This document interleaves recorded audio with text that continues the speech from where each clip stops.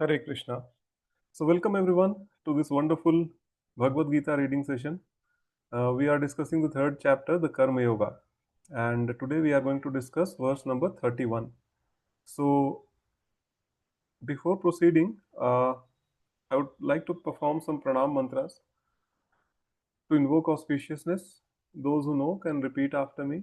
Those who don't, please try to listen very intently because listening is also very purifying. ॐ अज्ञानतिमिरन्धस्य ज्ञानाञ्जनशलाकया चक्षुरुन्मिलितं येन तस्मै श्रीगुरुवे नमः। श्रीचैतन्यमनोभीष्टं स्थापितं येन भूतले स्वयं रूपः कदा मह्यं ददाति स्वपदान्तिकम्। वन्देऽहं श्रीगुरुरो श्रीयुतापदकमलं श्रीगुरून् वैष्णवांश्च श्रीरूपं साग्रजातं सहगणरघुनाथान्वितं तं सजीवम् साद्वैतं सावधूतं परिजनसहितं कृष्णचैतन्यदेवं श्रीराधा कृष्णपादान् सहगणललिता श्रीविशाखान्वितांश्च हे कृष्णकरुणा सिन्धु दीनबन्धु जगत्पते गोपेश गोपिकान्त राधाकान्त नमस्तुते। तप्त कांचन गौरांगी राधे वृंदावनेश्वरी वृषभानुसुते देवी प्रणमामि हरिप्रिय। वाञ्छाकल्पतरुभ्यश्च कृपा सिन्धुभ्य एव च पतितानां पावनेभ्यो वैष्णवेभ्यो नमो नमः। नमो महावदान्याय कृष्णप्रेमप्रदायते कृष्णाय कृष्णचैतन्य नामिने गौरत्विषे नमः। नमो विष्णुपादाय कृष्णपृष्ठाय भूतले श्रीमते भक्तिवेदान्त स्वामिनिति नामिने नमस्ते सारस्वती देवे गौरवाणी प्रचारिणे निर्विशेषा शून्यवादी पाश्चात्य देशतारिणे जय श्री कृष्ण चैतन्य प्रभु नित्यानंद श्री अद्वैत गदाधर श्रीवासादि गौर भक्तवृंद। हरे कृष्ण कृष्ण कृष्ण हरे हरे हरे राम राम राम हरे हरे। मूकं करोति वाचालं पंगुं लंघते गिरि यत्कृपातमहं वन्दे श्रीगुरुं दीनतारिणं परमानन्दमाधवं श्रीचैतन्यमीश्वरम्। हरि ओम तत्सत्। Okay, so verse number 31. Before that, we would like to recall what Lord Sri Krishna said in the previous verse, okay, verse number 30. And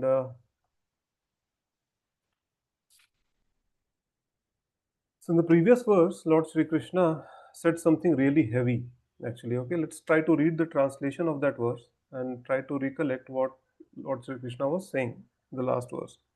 Verse number 30, he said, therefore, O Arjun, surrendering your all works unto me with full knowledge of me, without desire for profit, with no claims to proprietorship, and free from lethargy, fight.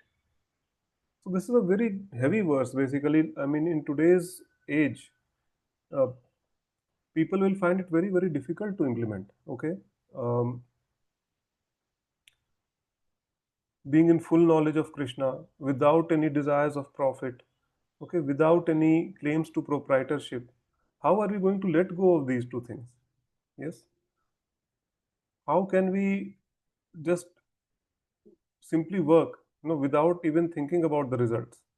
So these things are, this is a very heavy verse in a nutshell and really difficult to execute. Okay. So just by hearing such kind of an instruction from Lord Sri Krishna, a person may become very distasteful, when it comes to the Bhagavad Gita. यार कौन करेगा, बहुत difficult है, possible ही नहीं है, so let me live my life as I am living right now, right? So this is the kind of mindset which will creep in. So to give us some solace, thankfully, okay, Lord Sri Krishna is saying something in verse number 31 which we are going to discuss today. Okay, something which we can execute in our daily lives, and it's a very practical thing to do. So let's see. We'll read the verse and then we will try to first understand some keywords of that verse, and then finally we will try to see what Srila Prabhupada is trying to explain in this verse. I'd like to share my screen now.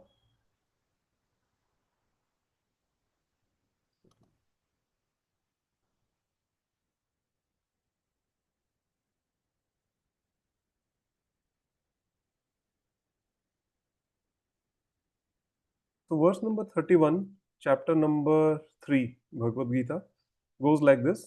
Ye me matam idam nityam anutishtanti manavaha Shraddhavanto na suyanto muchyante tepi karmabhi. One more time. Ye me matam idam nityam anutishtanti manavaha. Shraddhavanto na suyanto muchyante tepi karmabhi. The translation of this verse goes like this. Those persons who execute their duties according to my injunctions and who follow this teaching faithfully without envy become free from bondage of fruitive actions. So this is the verse which is being said by Lord Sri Krishna, and he is saying those persons who execute their duties according to my injunctions and those who follow this teaching faithfully without envy become free from the bondage of fruitive actions.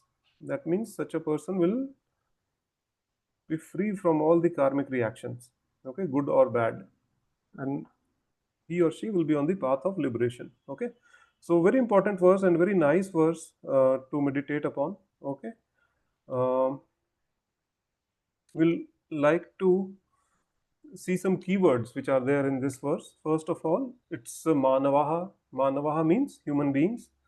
Me matam idam nityam anutishtanti, okay, which means who execute their prescribed duties. Now, who has given these prescribed duties?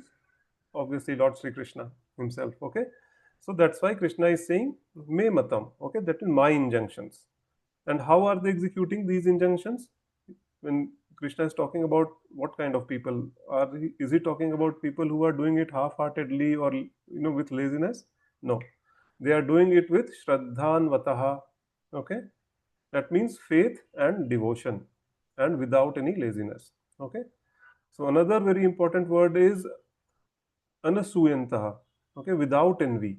Another very, very important point. So basically, if any person is executing the prescribed duties or the injunctions given by Lord Sri Krishna with faith, with devotion, and without enviousness and without laziness, okay, then what happens to such people? Muchyante tepi karmabhi. Okay, such people will become free from the bondage of karma. They will be uh, free from all the karmic reactions. Okay, so as I said earlier, this is a very nice verse to meditate upon, because this is something which all of us can do. It's very, very practical in our day to day lives. Immediately it can be implemented just after this session ends. Okay, so it will not take a long time to execute this instruction. So let's try to understand this in a deeper way. Let's read from the purport what Srila Prabhupada has to say. The injunction of the Supreme Personality of Godhead, Krishna, is the essence of all Vedic wisdom and therefore is eternally true without exception. As the Vedas are eternal, so this truth of Krishna consciousness is also eternal. So many times, one very common question is being asked to us that Bhagavad Gita was said 5,000 years back. Okay, बहुत पुरानी बात है, and we are reading it now. Okay, so trying to understand it today. Is it even valid today? Yes, it is. And it is very clear from this very line that we read just now that Vedas are eternal, so this truth of Krishna consciousness is also eternal. Okay, so Krishna's teachings are eternal. This is a very important point we need to understand. So Sri Krishna has created this entire creation, okay, both spiritual and material. So he knows very well that the teachings, what teachings are to be given, so that each and every living entity, not just human beings, each and every living entity in this material world can reach the ultimate perfection. Or in other words, they can just break the cycle of birth and death and they can go back to him. They can attain him. Okay, that is the perfection of uh, that is the ultimate perfection of any living entity. Okay, so with this Sri Krishna is speaking, with this intent actually Sri Krishna is speaking the Bhagavad Gita. Okay, and therefore it is valid, it was valid before, it is valid now, as we are discussing it, and it will always remain valid. Okay, this knowledge is eternal, as we saw just now. So very important line to note, truth of Krishna consciousness is eternal. We'll continue reading. One should have firm faith in this injunction without envying the Lord. Okay, another very important point. Okay, first of all, we need to understand when this word envy comes. Okay, it's saying envying the Lord, right? So we need to understand first that why are we in this material world in the first place. Okay, everything starts from this very question: what are we doing here in this material world? Okay, if this material world is so bad, you know, Lord Sri Krishna terms it as dukhalayam, that it is full of miseries, and asashvatam, it is temporary. So it's ever changing, and people are in continuous anxiety, people are in misery. Okay, birth, death, disease, old age, these are the fourfold miseries of this material world. So what are we doing here then? Okay, why are we here in the first place? This is the most important question that we want to understand. Okay, and because we the reason why we are here in this material world is because we envy the supreme personality of Godhead. Okay, we are jealous of Krishna, actually. Okay, we think that, okay, why does only he have to enjoy? Okay, I will also enjoy. What is the problem? Okay, this is what our mindset is. Why does only Krishna play the flute? Why can only he play the flute so nicely? Why can't I do the same? Why can only he enjoy the association of beautiful gopis? Why can't I do the same? Why does he has the association of all the cowherd boys? Why can't I have the same? Okay, why is he the center of all the attention in Golok Vrindavan? Why not everyone else is paying attention to me? Okay, this is the mindset, and that is the reason, why we are in this material world. We try to imitate him. Okay, we try to imitate him because we are envious of him. We have to understand this. So what is the proof of this? Like, one may ask that, what are you saying, Prabhu? Like, how can someone be envious of God? But proof is there, and we are just trying to discuss just that. Okay, the proof is that we are trying to be the masters of this material world. In this world, we want to control everything and everyone around us, just like Krishna is in full control of everything. Yes, we want to control every situation, okay, which we are in. But just try to think, what is our eternal constitutional position? हम तो नौकर हैं, right? We are the servants of Krishna, and we are trying to be the masters. Okay, we are Jivatmas, Jiver Swarup Hoy Krishner Nityadas. Okay, our eternal Swarupa is to be the servant of Lord Sri Krishna. But what we are trying to do in this material world, we are trying to become masters of this material world, trying to control everything, every person around us, every situation in which we are in. Okay, we're trying to control that. So we are not interested in becoming servants. Yes. So we need to understand that there is only one master. Okay, and that master is Sri Krishna. Everyone else is his servant. Okay. So now, if we too try to become masters, then what will happen? What does that mean basically? Okay, we are trying to compete with that supreme personality, Krishna. Okay, that means we are envying that personality, and we see that very often in our sessions and gatherings. That happens. It's a genuine experience which I am sharing with all of you guys. Okay, that it is very, very difficult. We have observed personally, very, very difficult for people to accept that Sri Krishna is the supreme personality of Godhead. Okay, the supreme person. No matter how many examples we can cite from the Shastras, no matter you know how many verses we can quote, but they will simply not believe. Okay, they don't believe when Lord Shiva is saying in when Lord Shiva is saying in the Shiv Purana, right, that worship of Lord Vishnu is the supreme. Okay, when Lord Shiva is accepting him as the supreme personality, they will not believe that when Lord Brahma is accepting Lord Sri Krishna as the supreme personality, Ishvara Parama Krishna Satchidananda Vigraha. Even if we show them the Bhagavad Gita, the lines in the Bhagavad Gita where Krishna himself is claiming, okay, that he is the supreme personality, there is no truth superior to me, he is saying to Arjun, right? People will not believe that. Okay. In fact, when we start discussing these, citing these Shastric references to such people, they exit the course, the Gita course which we, carry out. It's very, very difficult for people to accept that Krishna is the supreme personality. Why? Enviousness. Yes. I cannot accept Krishna as the supreme personality. Why? Because I am supreme. This is what people want to see. The it, I mean, they are just hiding behind some other devis and devtas. Okay, people try to argue why Lord Shiva is not supreme, why Devi Durga is not supreme, why Lord Brahma is not supreme. All these things, all kinds of questions they ask. Okay, but it's not about Lord Shiva or Devi Durga or Lord Brahma. Okay, that genuine feeling is not there.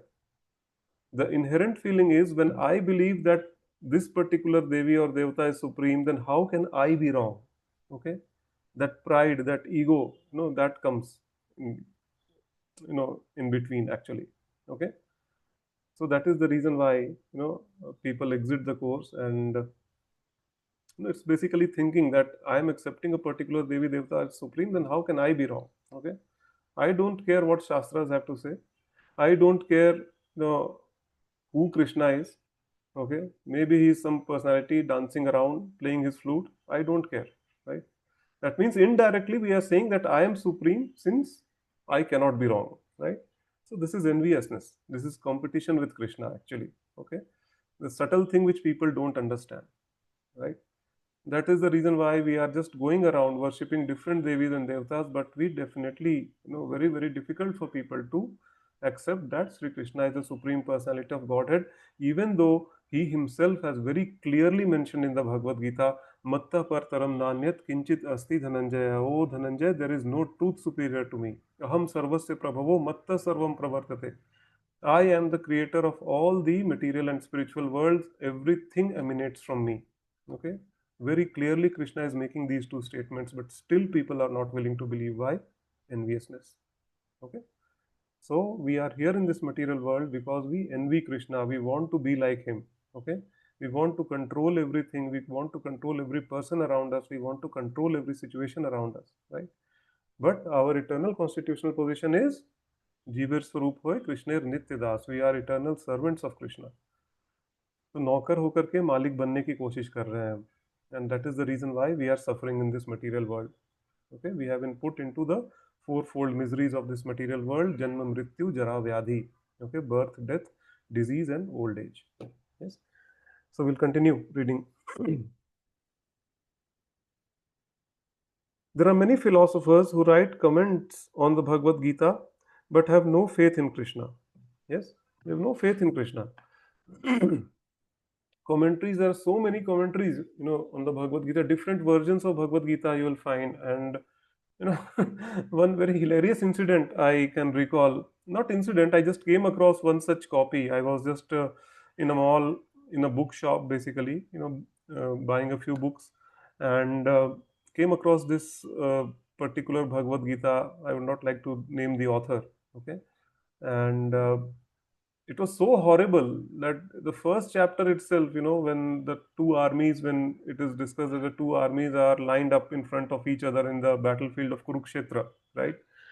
This guy is saying that our body is same. The Kurukshetra is basically analogous to our body. The five sense organs of our body are five Pandavas. Something horrible, out of the blues, that guy had written. Okay, and I don't know what that person was thinking, and such kind of copies, such kind of publications are there all over the market actually, to cheat people, right? Arey Baba, Kurukshetra war actually happened, right?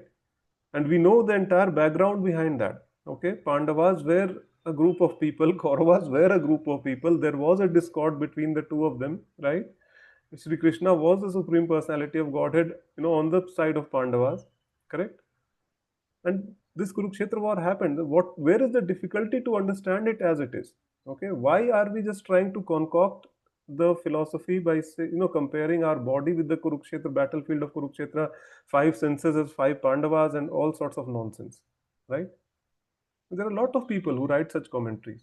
Okay, why? Because Bhagavad Gita is all famous. So if I say, suppose, write a commentary on Bhagavad Gita, I'll also become famous. Okay, this is their intent. But the problem with such commentary is that Sri Krishna has spoken the Bhagavad Gita, correct? And they just remove Krishna out of that from that commentary. They will speak all sorts of nonsense, but they will never, mention what Krishna has said, or they will not even mention any word about Krishna. Okay. And the worst part is, this is the fact that I'm telling you, that I have seen that in some of the world class B schools, okay, business schools, uh, they refer to the Bhagavad Gita, okay, to teach management lessons, okay, but without that God aspect, without that divine aspect, okay, without that Bhagavad aspect. Krishna himself is removed from it. Then what kind of Bhagavad Gita you are reading, right?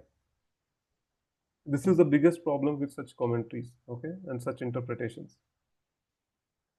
So this point is very important to understand, that when we accept the Bhagavad Gita, we have to accept from Sri Krishna. We have to accept as it is. We have to accept it the way Sri Krishna spoke to Arjun. Okay? Because Sri Krishna has given this to all of us. How can we even think of removing Krishna from Bhagavad Gita? Okay?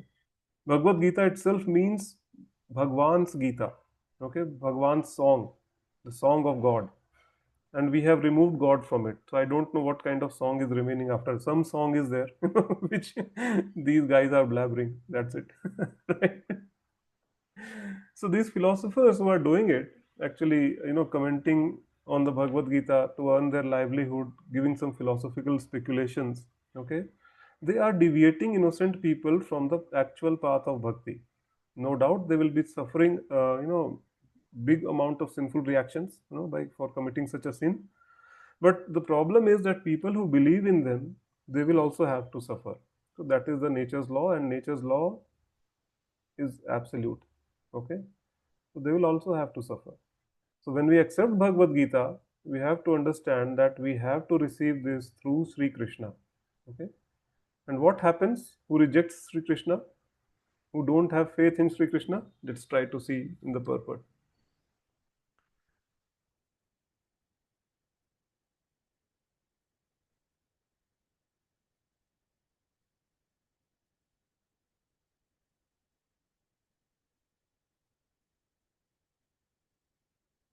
But an ordinary man with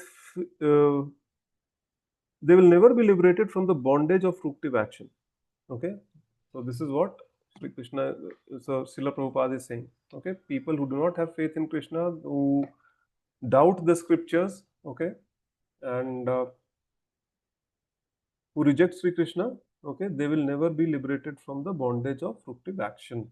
Okay, that karmic reaction, good or bad, will always be there, with them, and they will have to continue over and over again in this material world. They will keep on changing their bodies, sometimes in human form of life, sometimes in animals, sometimes as birds, sometimes as demigods, but this cycle will be going on and on and on.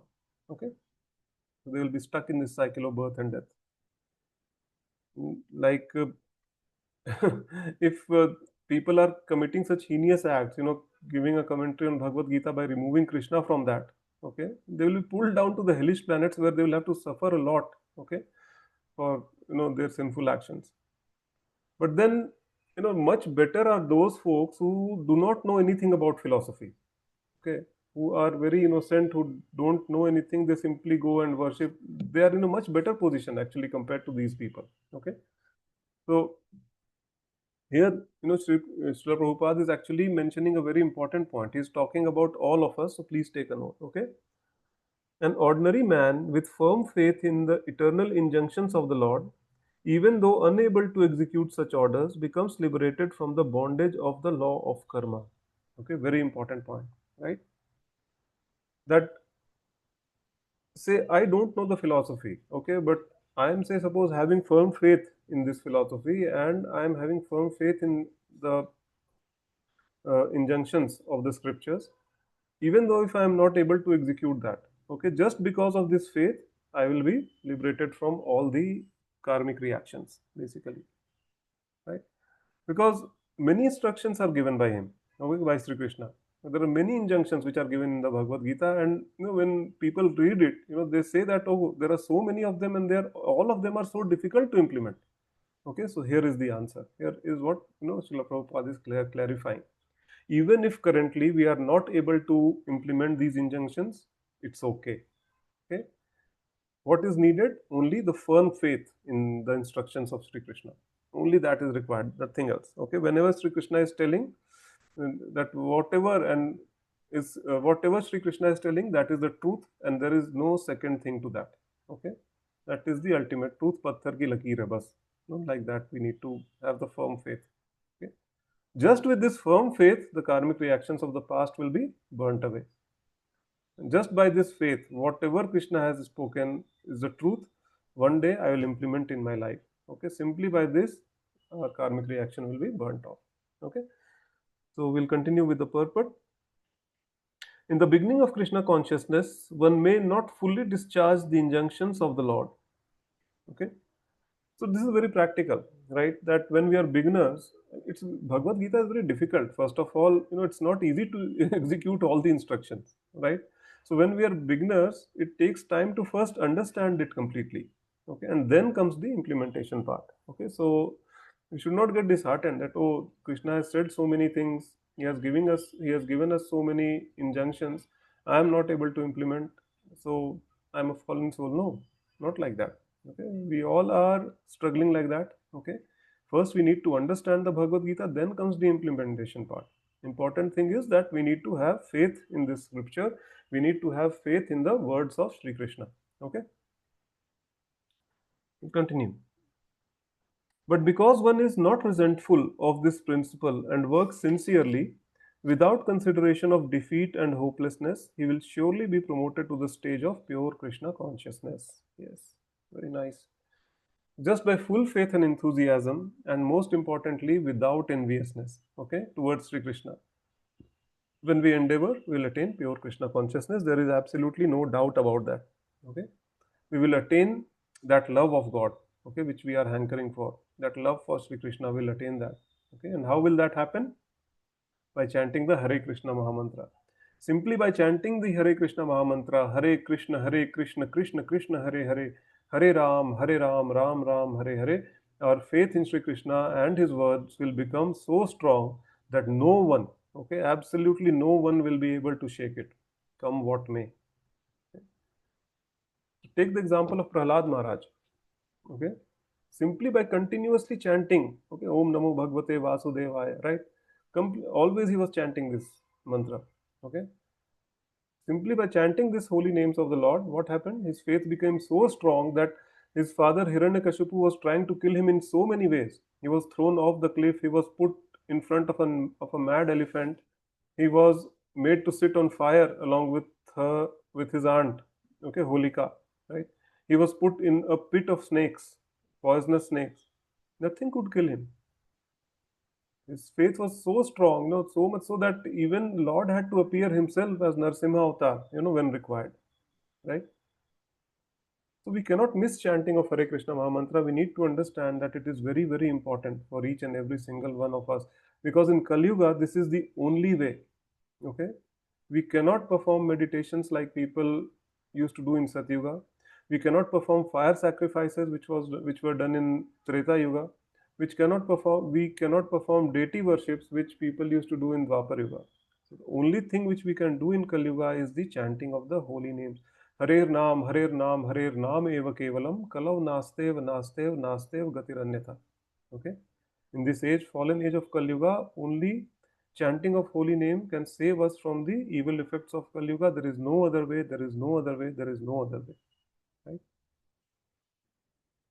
So this is one thing, that how can we develop the faith in the words of Lord Sri Krishna? By chanting the Hare Krishna Mahamantra. That is one. Second, by associating with people who are having strong faith. Okay, just by associating with such people, we will also get such faith.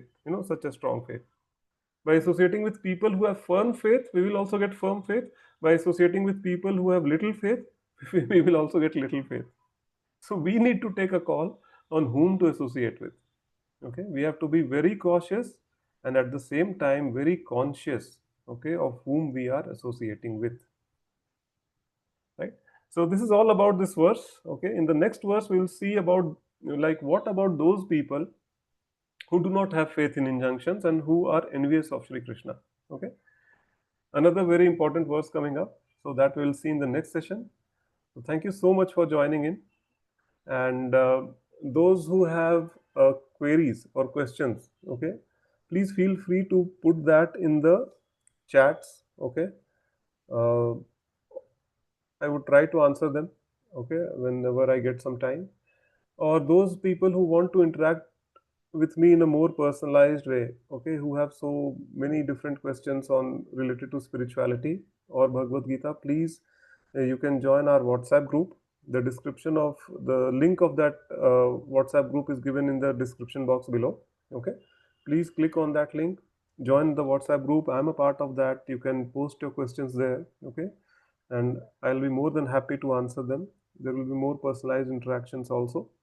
So yeah, uh, please feel free to join the WhatsApp group. Okay, and if I feel that the questions are very generic in the sense that such a question will be in the minds of many people all around, I'll create a video out of it or maybe a short out of it. Okay, also we also have a very nice Instagram handle called Abhinav Gauranga. Okay, requesting all of you to please go, start following that handle. We post a lot of quotes from uh, my Guru Maharaj, His Holiness Jai Pataka Swami Maharaj, and Srila Prabhupada. We post some reels, videos, okay, some nice things we just, post there. I think just by going through that Instagram handle, a lot of the questions in the minds of different people will be answered already. Okay. So these are some of the things which we wanted to share. And yeah, let's meet again next week. We'll continue with the verse number 32 next week. Till then, thank you so much. Hare Krishna.